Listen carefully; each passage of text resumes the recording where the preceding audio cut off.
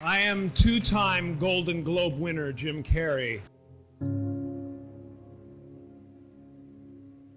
You know, when I go to sleep at night, I'm not just a guy going to sleep. I'm two-time Golden Globe winner Jim Carrey going to get some well-needed shut-eye. And when I dream, I don't just dream any old dream. No, sir. I dream about being three-time Golden Globe winning actor Jim Carrey. I'm here to plant a seed today, a seed that will inspire you to move forward in life with enthusiastic hearts and a clear sense of wholeness. The question is, will that seed have a chance to take root? Because life doesn't happen to you, it happens for you. The knowledge and experience necessary to be productive in life. It does allow you to separate who you truly are and what's real from the stories that run through your head.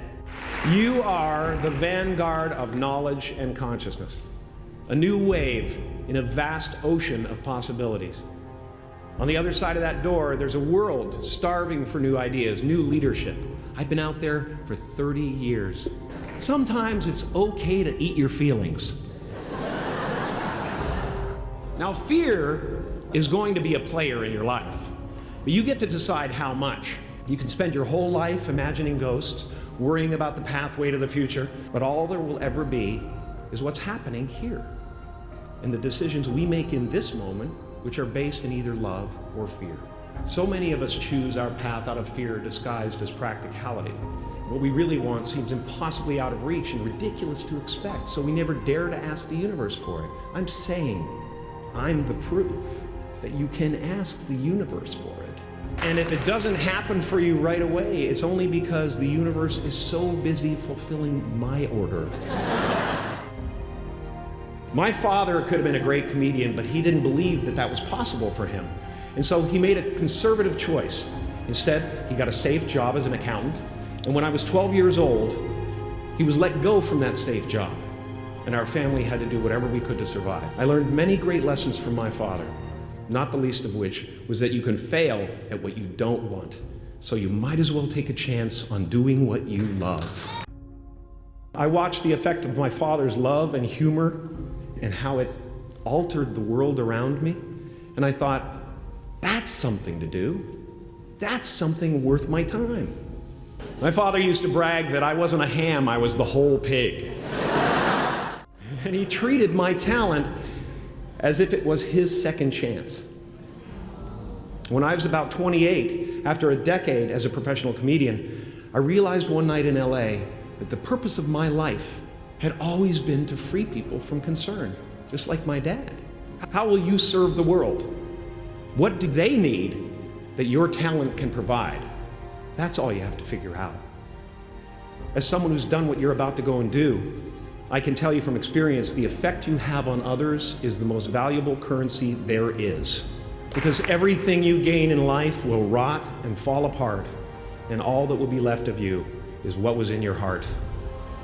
My choosing to free people from concern got me to the top of a mountain. Look where I am. Look what I get to do everywhere I go. I'm going to get emotional because when I tap into this, it really is extraordinary to me.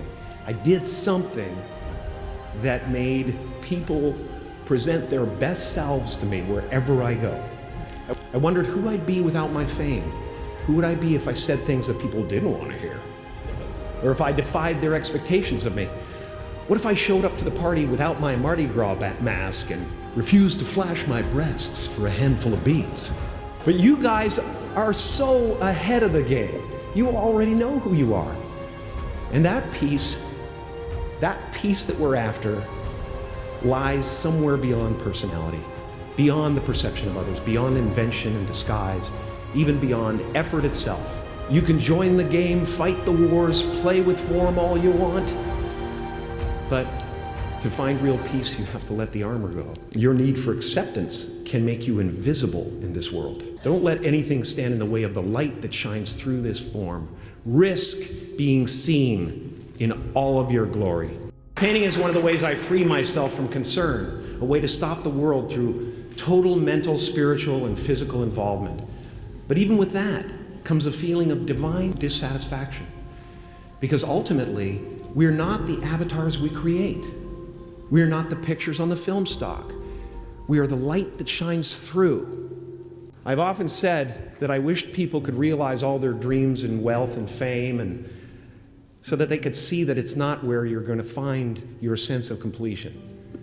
Like many of you, I was concerned about going out into the world and doing something bigger than myself, until someone smarter than myself made me realize that there is nothing bigger than myself. My soul is not contained within the limits of my body. My body is contained within the limitlessness of my soul. One unified field of nothing, dancing for no particular reason, except maybe to comfort and entertain itself. As that shift happens in you, you won't be feeling the world, you'll be felt by it. You'll be embraced by it. Now I'm always at the beginning. I have a reset button, and I ride that button constantly. Once that button is functioning in your life, there's no story that the mind could create that will be as compelling. The imagination is always manufacturing scenarios, both good and bad, and the ego tries to keep you trapped in the multiplex of the mind. Our eyes are not viewers, they're also projectors that are running a second story over the picture that we see in front of us all the time. Fear is writing that script, and the working title is, I'll Never Be Enough. And if you listen to it, there will always be someone who's doing better than you. No matter what you gain, ego will not let you rest. It will tell you that you cannot stop until you've left an indelible mark on the earth, until you've achieved immortality. How tricky is this ego that it would tempt us with the promise of something we already possess? Your job is not to figure out how it's going to happen for you, but to open the door in your head. And when the door opens in real life, just walk through it. And don't worry if you miss your cue, because there's always doors opening. They keep opening. And when I say life doesn't happen to you, it happens for you, I really don't know if that's true. I'm just making a conscious choice to perceive challenges as something beneficial so that I can deal with them in the most productive way. You'll come up with your own style. That's part of the fun. Oh, and why not take a chance on faith as well? Not religion, but faith. Not hope, but faith. I don't believe in hope. Hope is a beggar. Hope walks through the fire and faith leaps over it.